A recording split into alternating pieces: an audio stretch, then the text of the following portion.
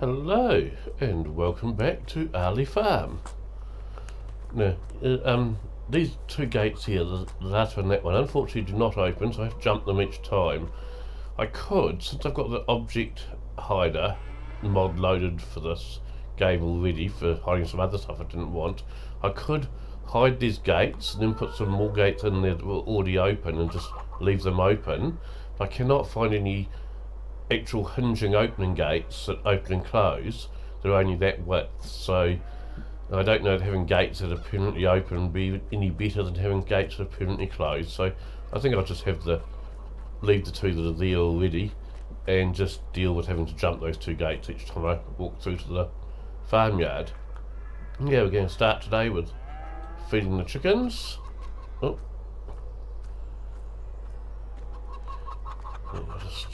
I need to grab the sack from the end of it, really. Like that. It's easier to grab from the side to pick it up the way I've got them stacked. Okay. So, on Ballincraig map I don't have any chickens because one of the issues with Ballincraig, of course, is that none of the animals will show up, so there's no point in having chickens if you can't see them. So I don't have chickens. But on all my other maps where I have chickens, I always hand feed them like this. I just like, hand feeding, doing some jobs by hand, and so feeding chickens is one of them. Now this chicken, well, it's not really a coop because they're not, they're free to wander around the yard, but this chicken feed thing holds 750 litres. So as you can see, I've got 671 in there. So what I could do is I could go and grab a second sack and put most of it in, but not all of it. But I normally just fill it up so that each sack's 100. So I normally just make sure every sack, I empty every sack as I start it, so I know exactly how much I've got left. So if I can't fit another whole one in, so I'm just unlocking both tractors so I can tab between them when I need to, because I will need to. So there you go, both tractors now tabbed in. So yeah, 671, I obviously can't get another whole one in there, so I'll just leave it at 671. But yeah, normally I just chuck in as much as I can so it's less than 100 off being full. So that's what we've done there. And so I'm just trying to set my stopwatch because I forgot to start it before I started recording. So I've just started it now, so now I should be able to keep fairly much to time. And we'll feed some cows now. I have just actually finished watching the Hurleyfield episode of AKs where it's talking about the grass, and there is something I'd like to sort of add to that, which I thought was easier to show rather than say. So in FS22 here, if you go down to here, they're under construction painting. If you go to painting first, because AK was talking about the, it's under landscaping, isn't it? Yep, there. So, oh no, this map's different. Most of the maps have two different grass paints you can do. You can do this one, which is just full on green. There's another one that's kind of green and brown, all patchy. And then after you've painted the ground, you can go to plants, and the very first one there is just grass. So what you can do, because he was talking about the colour of the ground underneath the grass. Now, I know in the earlier models where they first introduced sort of paint on foliage, it was just very two-dimensional and it wouldn't grow or anything. But by the time I got to FS22 here, what you could do is you could paint the ground underneath the grass, then you could put on the other grass to get a grass field. Now, and that grass would grow and it would die off over winter. Now, I recommend, so this map doesn't have the patchy one, it's only got the green, but if you're going to paint the ground underneath the grass and then put on, paint it on grass as it were like that, I recommend you use the patchy ground paint when it's available, which it is on most maps, but not this one. and the reason why is because during the winter months when the grass dies off completely, the green one, it just looks awful if the ground's all just one shade of green. So it looks a lot better when it's patchy, which is what sort of AK was talking about. Now, if you do grass like that, and because it does actually grow and things, you can mow it. However, you cannot fertilise it. And therefore, if you've got grass fields, like for example, I have over the road here, just jump these for a second, 2 fields of grass that I mow to make my bales out of. What I do on all my maps is whichever fields are going to be fields I want to, in fact I can show you this really well actually, come to think of it, because, sorry, just stop my man from walking on his own like that. So those fields across the road there, okay, what I've done there is, because our fields I want to mow to make bales out of, so I actually ploughed these up and I planted grass seed. So this is actual grass that's been planted and is growing, and I highly recommend that where you're going to want to have grass that you're going to mow for baling or anything, to plough up the field and replant the grass, even if it's a grass field already in the game, because then you get grass that actually can be fertilised and you therefore end up with more grass each time you mow. However, on my fields here, this is the painted on grass texture, as it were, and underneath that I've painted the ground green, so that when the grass dies off over winter, it's still green, it's not brown or anything. I would have used a patchy green if they had it, but on this map they don't. So as you can see, the grass looks very, very similar. You know, both of it looks pretty good here, but this grass here, although I can mow it, and if I do mow it, it will grow back, I can't fertilise it or anything. So, yeah, I do recommend that if you're wanting to have grass fields for mowing, that you actually plough it up and replant it, rather than using the grass that's already in the game sort of thing. But where you're just wanting grass to look the part, so in the case of my cow paddocks, it's just to look the part, then you can use that paint on grass so it's a lot quicker and things like that. But it does mean that if I went and mowed the paddock that the cows are currently in, then I wouldn't get the same sort of yield as I would from those other 2 paddocks. And that's fine, I'm not intending to mow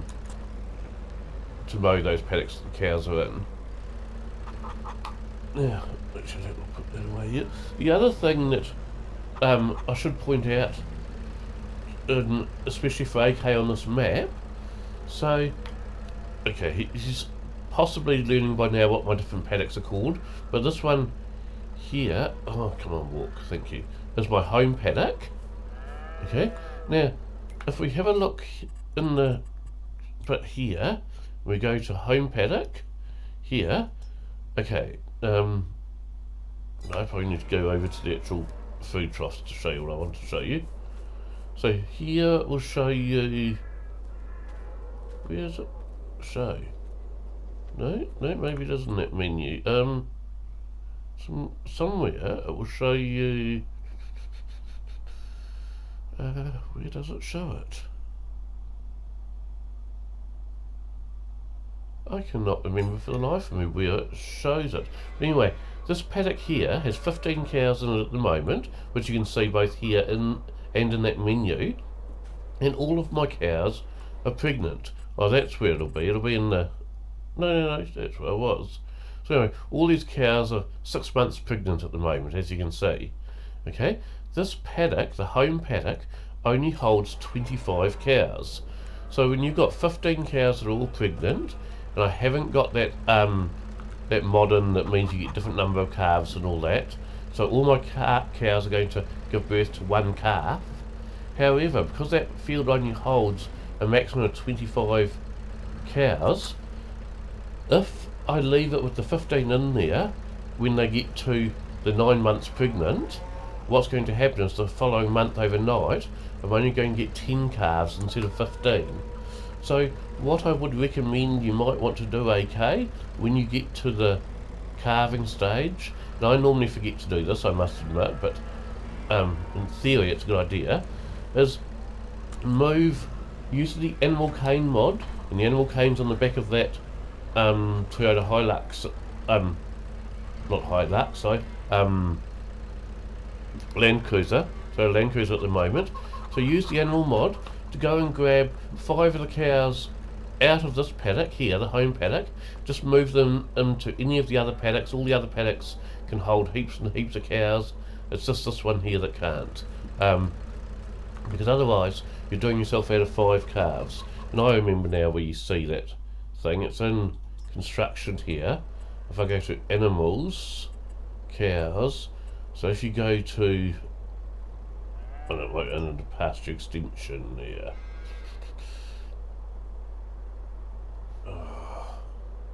No, it doesn't seem to be under there either. I can't remember where it shows the maximum number you can hold in each paddock. So there is somewhere you can see that, and I just don't remember where. But I'll tell you right now, that home paddock can only hold a maximum of 25 cows, and I've already got 15 in there, and they're all pregnant. So yeah, just before they give birth, so they give birth at 10 months. So when they get to 9 months, and they give birth overnight, of course, at midnight. So when they're 9 months old, what I try and remember to do, and you may want to do if you want the extra 5 calves, either because you want the cows or to sell them and get some extra money, is just move 5 of those cows from the home paddock into any of the other paddocks. Once they've given birth, you can move them back if you want to put it back to 15 cows in the home paddock. But it's just because otherwise, although all 15 are pregnant, you'll only get 10 calves because it will only fill the paddock, and that's all. So, okay. So that's the barn all done now. So I can close that door again. Food 120,000, straw 40,000. Yep, that's that one done. Okay.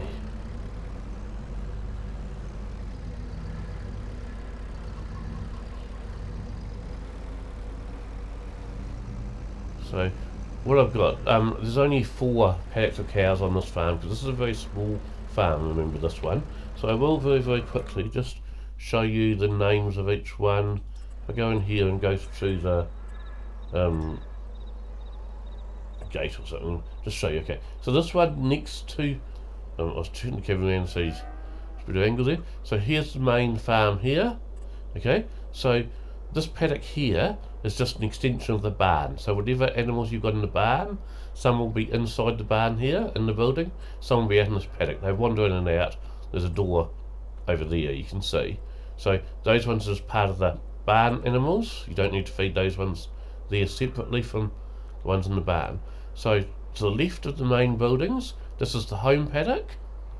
Then you've got hillside 1, hillside 2, because when we're actually driving you'll see those ones very, very much on the hills.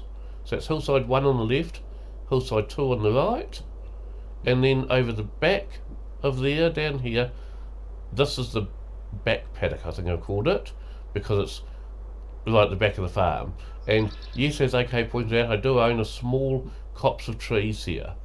What I had at one stage on this farm is I had the firewood mod downloaded, and I may download it again sometime if I feel like it. I don't really feel like doing it right this second, but what the firewood mod allows, and it's on the mod hubs, you can find it there, is it gives you a piece of tarpaulin you can put down anywhere you want. And I can't remember from memory whether you have to own the land or not where you put it, and that might be why I got rid of it. Perhaps you do have to own the land, but the theory behind it is because on this map you've got, I'll show you, so you've got houses all over the place. So like there's a house down, oh come on, so it doesn't want to play ball today. There's a house there, for an example. If you drive around the map, you'll find little houses all over the place. So what you can do is in the backyard or the front yard of each house, you can put down one of these pieces of tarpaulin, and each piece of tarpaulin becomes a sell point for firewood. but you can't sell big huge logs there. They have to be below a certain length, and I don't remember the exact length, but basically what it encourages you to do is go and cut down one of the trees out of that little triangle of trees I have there, then strip it of all its branches and cut the main trunk into manageable lengths, basically lengths that you can carry by hand. So let's call them 1 metre long lengths, maybe even a bit less than 1 metre sort of thing, and then you can go around to each house, and I think from memory there's also 3 different colours of tarpaulin, and each colour tells you whether it's going to pay a low amount, a high amount, or a middle amount. Okay, so the idea there is that the houses that are further away from your own house, you've got to drive further to get there, you can make those ones pay more for firewood than the ones that are close to you if you want to, or you can make them all pay the same, whatever you want. But it is another way that you could make a bit of money on this if you want, is by selling firewood to all the local neighbours. But I can't remember why I took the mod out again. I think it might be because you have to own the land that you want to put those rectangles of tarpaulin in, which means I had to buy all those little houses where I want to deliver to. Because you can't just buy the house, because the house is normally connected to the paddock next to it. So you end up buying all these paddocks that you don't really want. Which, I mean, it's not the end of the world. You can just treat them as not owning them, even though in reality you do. Now, as you can see, the way I make TMR on this map, and it's not one fixed way of making TMR in FS22. It's all down to the map maker.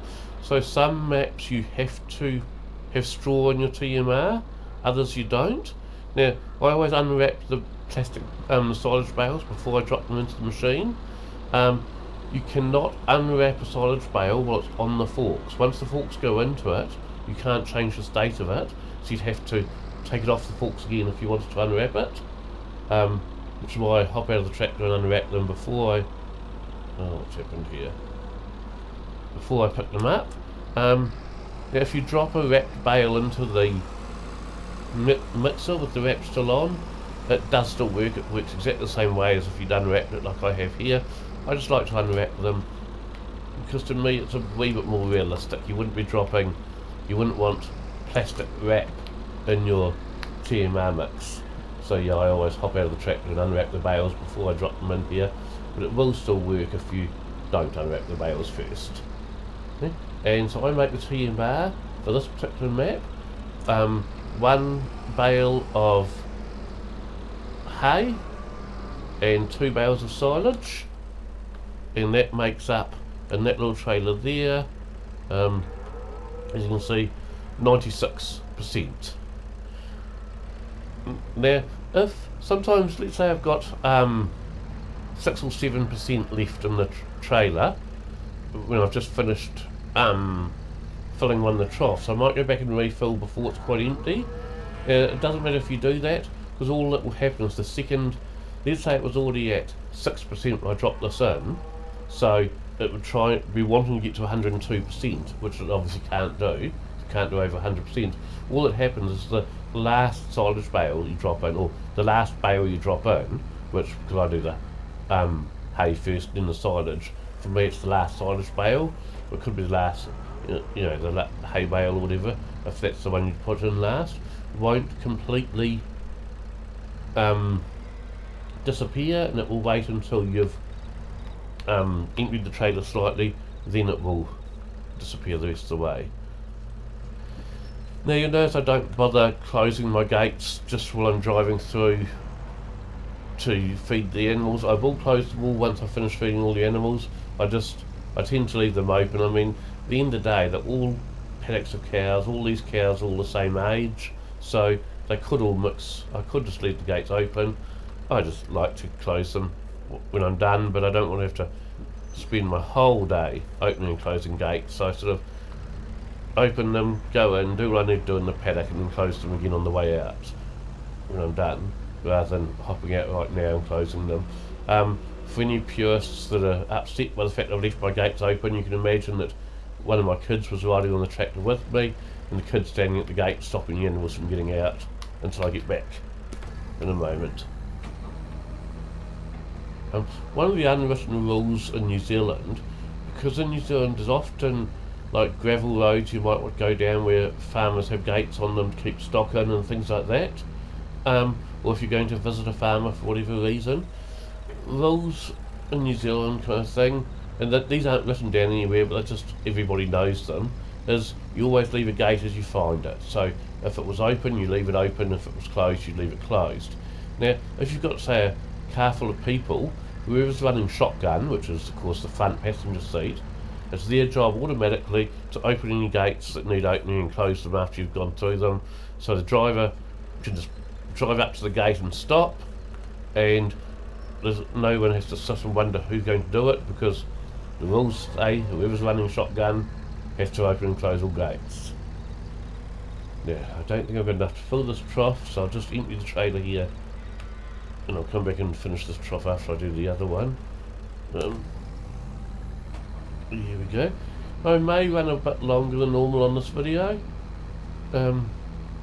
just because I'm enjoying the farm and doing the farm. I do know that although I try and keep my videos to between 20 and 30 minutes long, you don't get an awful lot done in 30 minutes. So I like to keep my videos... Ooh, gee, that would be hard on the front axle of the tractor. It's going... For some reason, I think the weight on this tractor is so much on the front there that she's quite nose happy, and that's why it does that. But if I have a lighter weight on the front of the tractor, then I can't use the tractor for a lot of the mowers and things I want to use it for. So the problem really is that this tractor is really a bit tiny for some of the things that I'm expecting it to do. So it does do them, but it does them under protest. I suppose what I could do, or what I probably should do, is take the weight off the front of the tractor when, say, I'm just pulling the mixer wagon like this. I'd probably have to put a smaller weight on, because otherwise the weight of the mixer wagon will probably lift the front end of the tractor off the ground. So I probably actually need two different weights. A light weight, so when I'm doing the mixer wagon I've got the lighter weight on there, and a heavier weight, so when I'm wanting to put a mower on the back of the tractor or something like that, I put the heavier weight on there.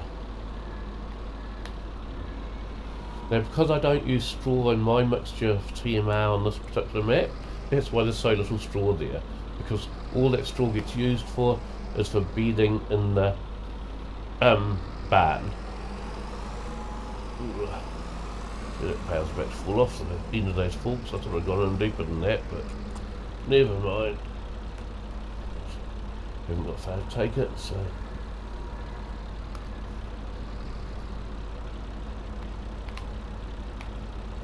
There we go. Ooh. Come on. Okay. And two of these ones. I'm actually running quite low on these ones. I better go and check before I hop back in the track. I'll just see how these ones are doing. They're at 95% fermented, so that's alright. By the time I need more for in here, those other ones will be fully fermented.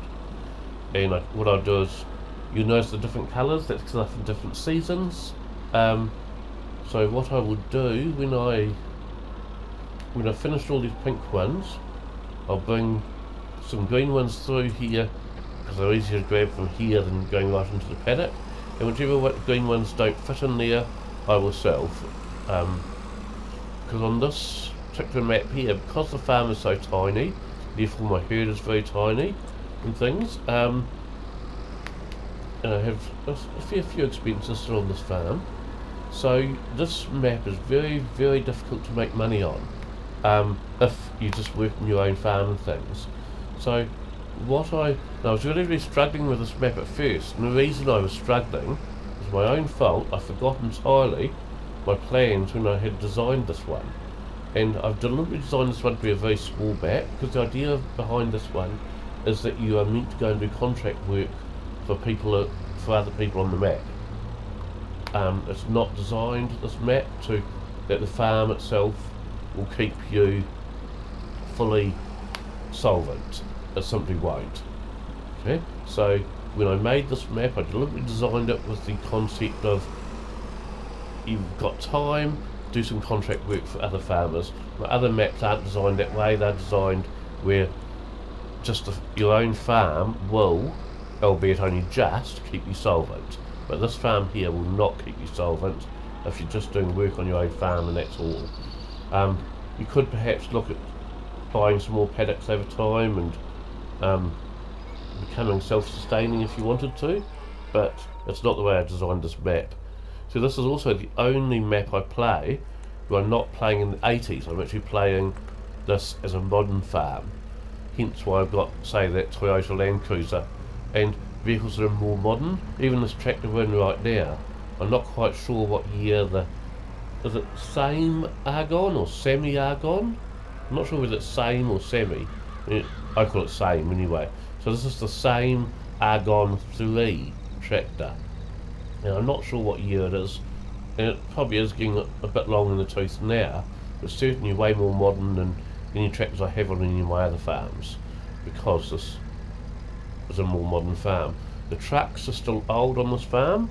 I've still got Bedford trucks from the 50s and 60s, and again that's deliberate because this is a very small farm. It's not self-sufficient.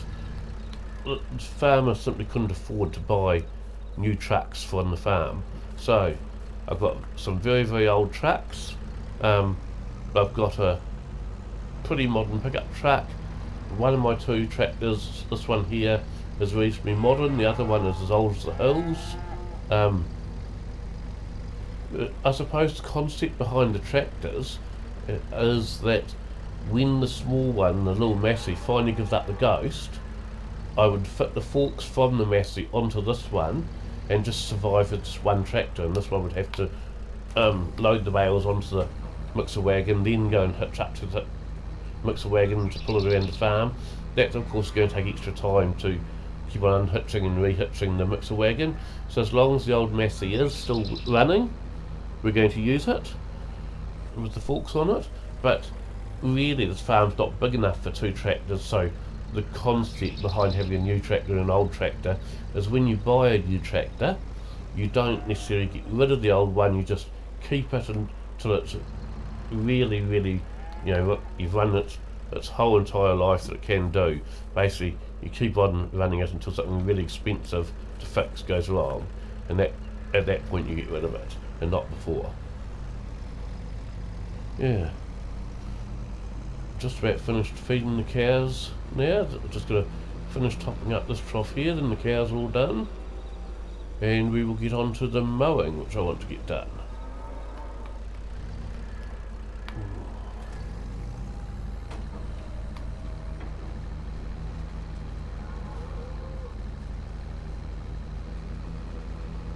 This is always my first job of the day, is feeding all the stock. Now, all the animals except for the chickens should be absolutely full now.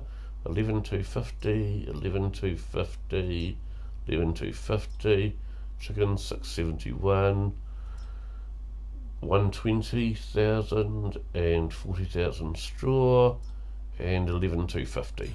So yep, that's all my cows fed. Now, because this is a modern farm, I don't have any bulls on the farm. Generally speaking, dairy farmers don't keep bulls nowadays. It's far too dangerous. Bulls have been known to gore people and kill them and things like that, so it can be very dangerous to keep bulls. Plus, with artificial insemination, you don't really need, each farmer doesn't need to own their own bulls or anything nowadays. So because it's a modern farm, I don't have any bulls, but on my other maps I do. So I do on both the other maps I play regularly, which is Bullen Craig and Bully Springs. Both of those farms I keep bulls on because they're both set in the 80s. Now, in reality, artificial insemination was around by the 80s already, but it still wasn't necessarily being used by everybody. So it was still perfectly believable to keep bulls on your farm in the 80s. But on a modern farm like this one, no, there wouldn't be bulls.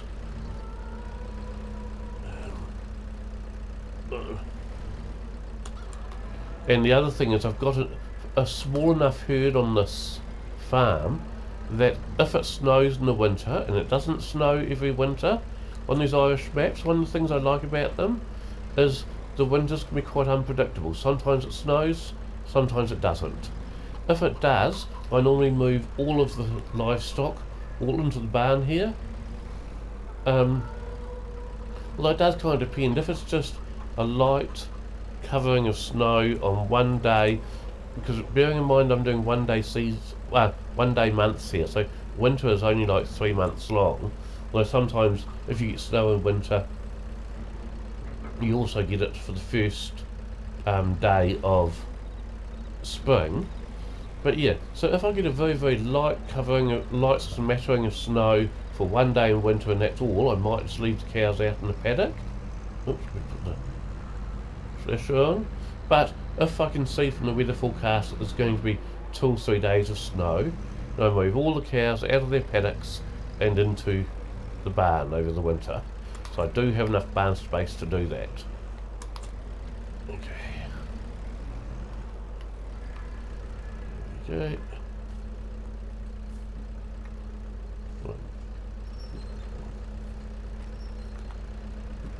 I know there is a mod that you can download where you pull up to a gate and you honk your horn on the vehicle and the gate will open. And I do sort of think maybe that mod is kind of actually realistic insofar as you don't have horn activated gates, but you can imagine that, you know, as I said, you've got one of your kids on the tractor with you and they hop off the tractor and run ahead to open the gate for you. So and you could be potentially honking at them or something. So although you wouldn't have horn activated gates per se, I do think that's quite a realistic mod to use still, where you can just honk the horn when you get up to the gate and it will open. But I prefer to jump out of the tractor and do it, so I don't use that mod. But it is amazing the kind of different mods that people are coming up with as ideas on Farming Simulator nowadays. A bit wide there after the tree. I know I had to keep out from the tree a wee bit because when I come through with the baler, which is taller and things, it will catch on that tree, which is why I kind of give that tree a bit of a wide berth. There's a bit of a rough patch there, so sometimes there's a few bits on the paddock where if you're going a bit fast it will just miss the patch because the tractor runs over a big bump or something. You can either just take it slowly or back up when you see it's happened. Like that. Sorry about that. So yeah, I don't know why it's got the bumps there, because I haven't put any buildings or anything in like that there, so there just seem to be bumps. It's always around near the hedges, so maybe it's probably actually the hedges that are causing those bumps, because on this particular map the hedges don't have crash physics, so you can drive through them, but the ground isn't flat under them. It's like there's a hump of ground under the hedge, probably to give the hedge some more height. And it's actually quite good in a way, because it means you can drive through a hedge if you want to. You know, if you're trying to bring in a piece of equipment that's too big to go through the gate or something. Obviously it's not realistic, but you know, like for example when I was setting up the map to first play, and I wanted to just get the two grass fields cultivated and seeded to get grass growing in them as quickly as possible. I brought in huge, unrealistically big cultivator and unrealistically big seeder to do it, and there's no way they were going to fit through the gates. But I just wanted to get the two grass fields seeded and get them growing while I was still doing setup of the map. Actually, it's very, very interesting. The mod that Fury Machine Gaming is designing at the moment, and one of the things it does, it gives you a lot of money right at the beginning while you're setting up the place, but you've only got, and I think he said, was it 1 hour or 3 hours? At the end of a certain time, it was either 1 hour or 3 hours, the money, oh, there we go here, changed back, went back to 0 or very close to 0.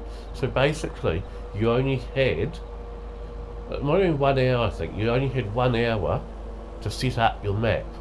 is it everything you wanted?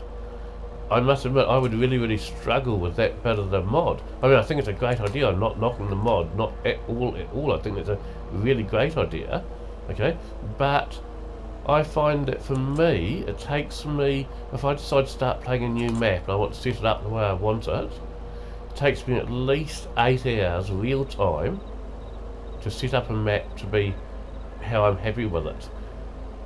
And of course, all of my maps are living, breathing maps, so how I got set up at the beginning isn't necessarily, in fact it never ever turns out to be the way I have it forever, because I think of things I want to change and things. But the initial setup, I normally load like $6 million or more into my while I'm setting up the farm, to get some bales to start me off, and to get the equipment I want to start with, and buy the land I want to start with, and things like that. And then anything I want to do to the land afterwards. So, for example, that copse of trees over there you can see in the distance, with the waterlogged bit in between them all. That one I had to pay to do that, because I didn't do that when I set up the map. I hadn't even thought of that, so I had to have the money to do that myself later. So yeah, anything I want to change in the map later on, after I've already set it up and started playing, I have to save up the money or get a bank overdraft to pay for. But the actual initial setup, I can do all of that, and it doesn't cost me anything, simply because I give myself heaps and heaps of money when I'm setting up the map, and then just take it all out again once I've got all the maps set up the way I want it. But yeah, it normally takes a good 8 hours real time for me to set up any map to something that's approaching what I'm happy with and what I want to play with. And part of that is, and this is going to sound quite funny given that I've sent a copy of this map to both Fury and AK, and I have no regrets about doing that. I mean, I'd quite happily send copies of my map to anyone that wanted them, not just this map, but any of them. But I don't like to play maps exactly how they're designed. I don't have the time or the patience to design my own map from the ground up sort of thing, so I have no interest in doing a whole map of my own.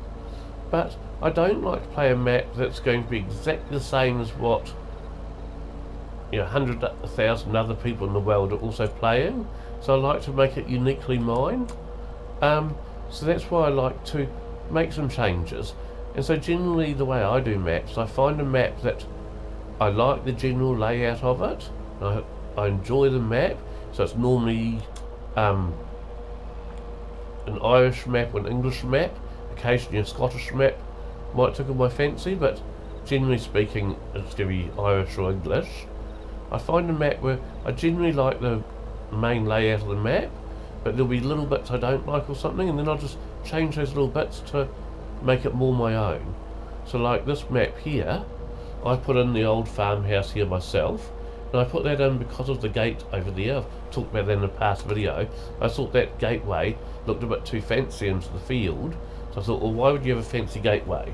And to me it seems obvious that you'd have a fancy gateway, because that used to be the gate into the main farmhouse. So I put the ruins, the remains of the old farmhouse there.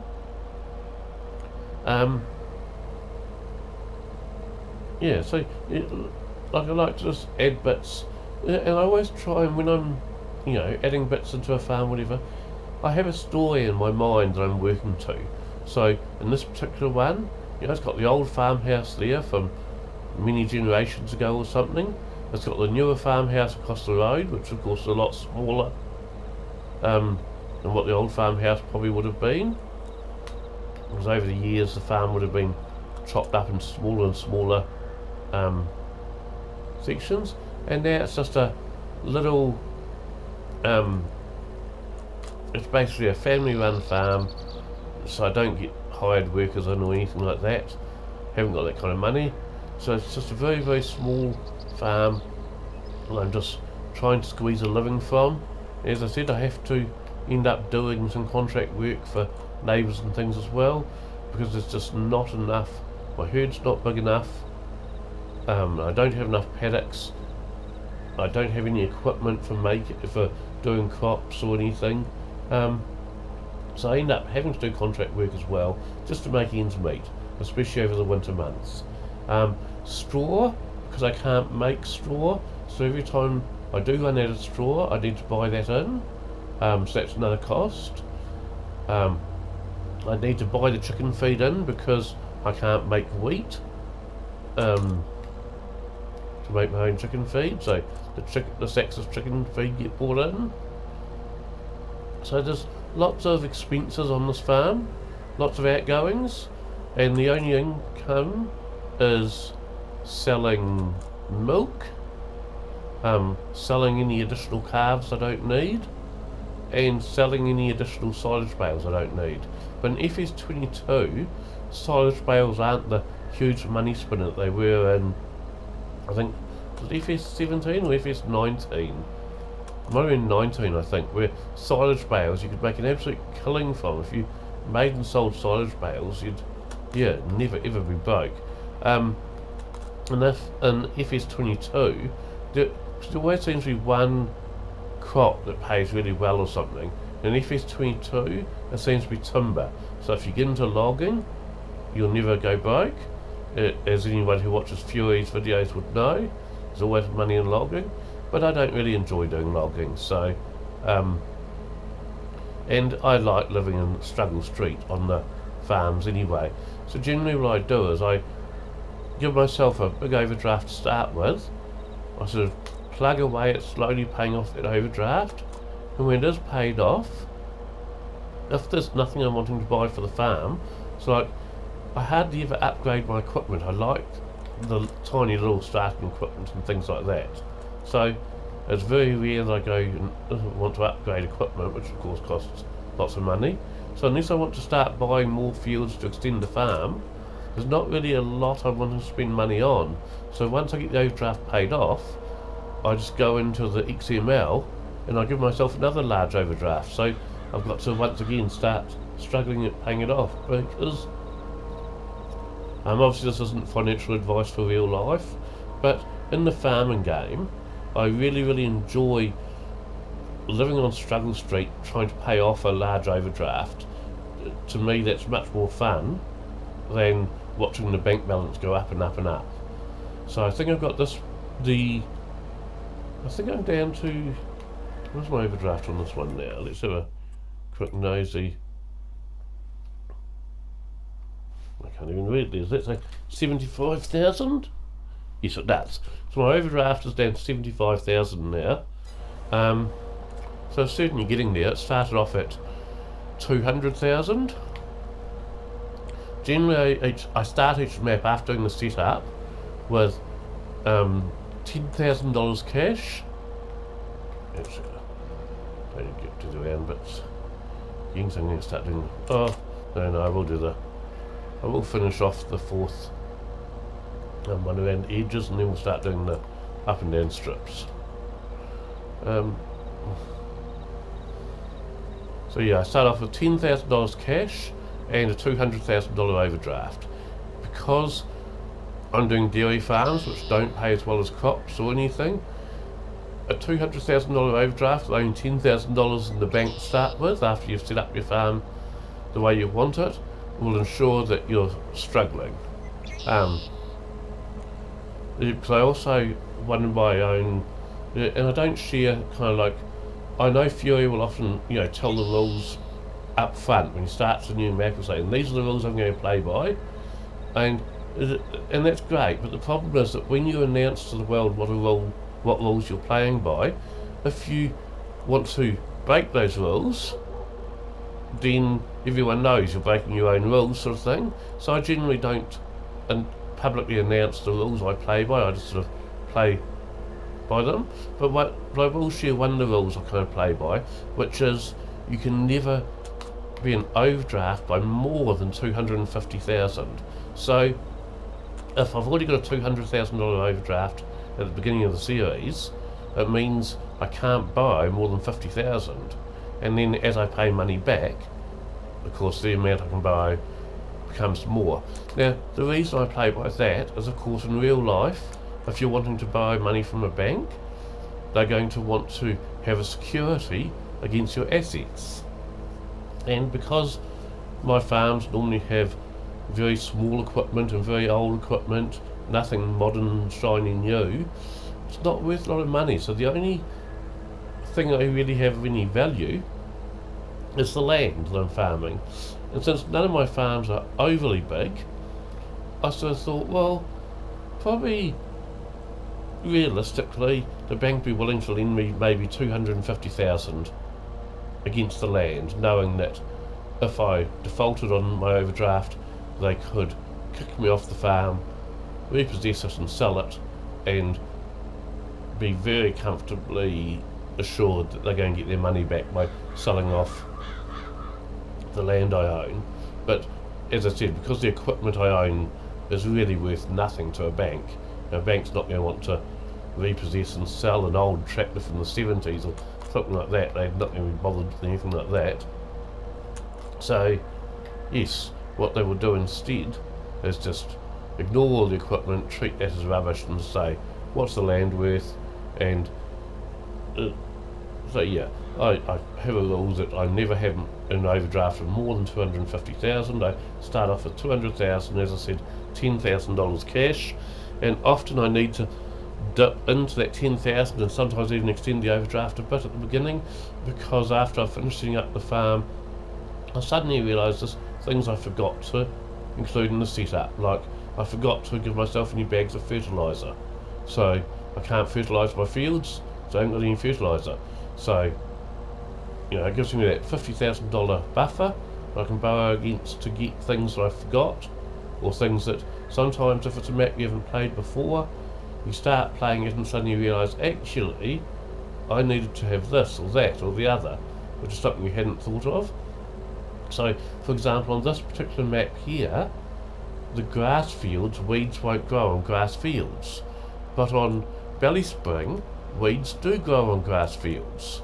So, on this map, I don't have any weeding equipment. I don't have a sprayer that does weeds, or anything else, or a weeder, because I don't need it on this particular map.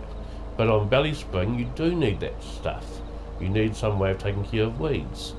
This one, all I need is some way of taking care of fertilisation, because, as I said, the fields I have for growing bales, I always plough them up and re-sow them in grass so that they will accept fertiliser. If in both these grass fields, from memory, were grass fields already in the map, because 99% of this map is grass fields, but I didn't want to just go with the grass that it already had in it, because I knew that it wouldn't accept fertiliser. What I probably could have done, and what I might do next time I start a new map, if I ever start a new map, is maybe I will start off just with the grass fields that the game supplies you with type grass, and have to hire a plough and plough up the field and re-sow it as I can afford to.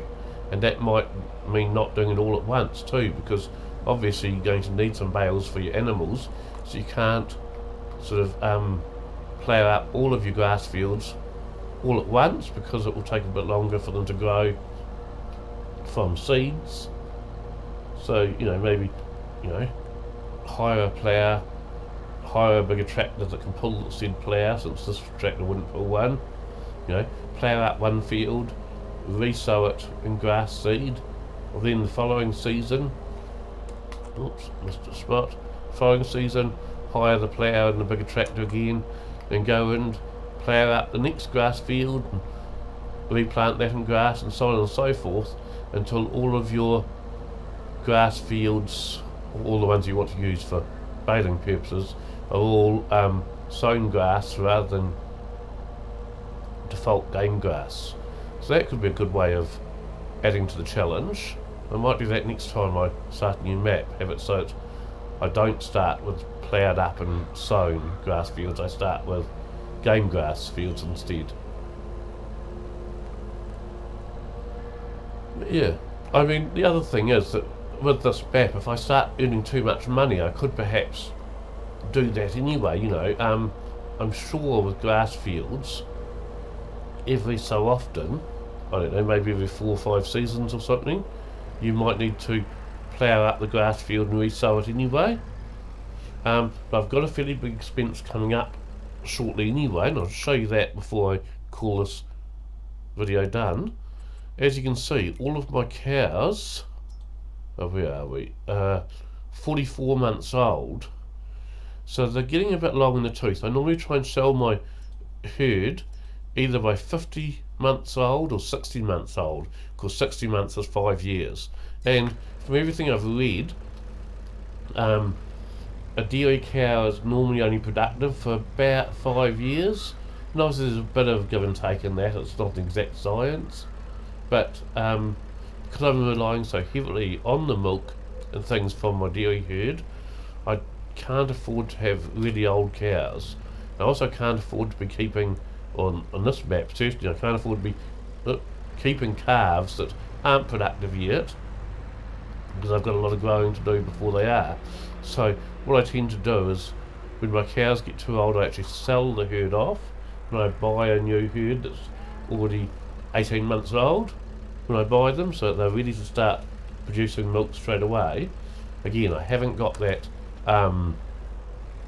there's a mod that means your cows, none of your cows will produce milk until after they've given their first calf, which is of course that's how it is in real life. Your cows have to calve before they will start producing milk.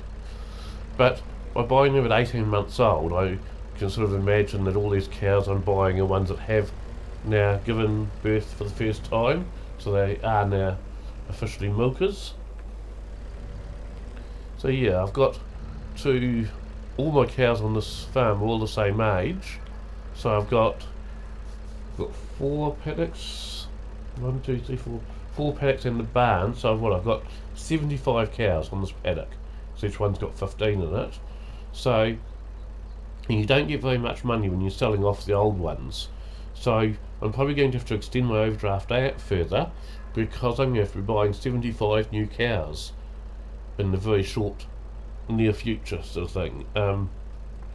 But this video is now 45 minutes or so long, so which is longer than I normally like to go for, and I know people don't like really long videos. They find it quite daunting if they've got an hour of videos to watch or something. So at this point I'll say thank you very much for watching, and I'll catch up with you all again later. Okay, bye.